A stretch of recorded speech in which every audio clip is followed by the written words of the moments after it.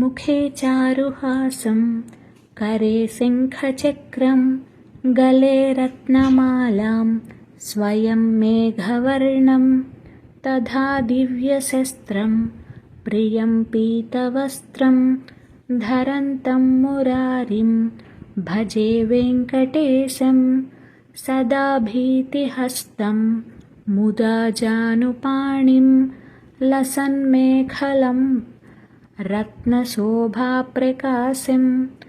जगत्पादपद्मं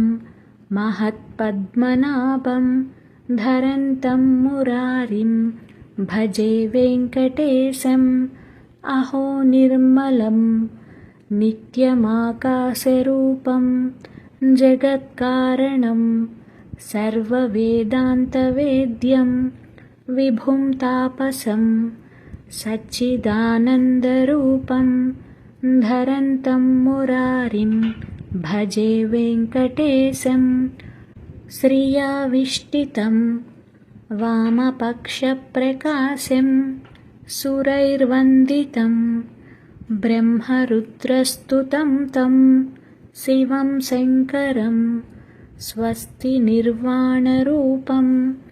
धरन्तं मुरारिं भजे वेङ्कटेशं महायोगसाध्यं परिभ्राजमानं चिरं विश्वरूपं सुरेशं महेशम् अहो शान्तरूपं सदा ध्यानगम्यं धरन्तं मुरारिं भजे वेङ्कटेशम् अहो मत्स्यरूपं तथा कूर्मरूपं महाक्रोडरूपं तदा नारसिंहं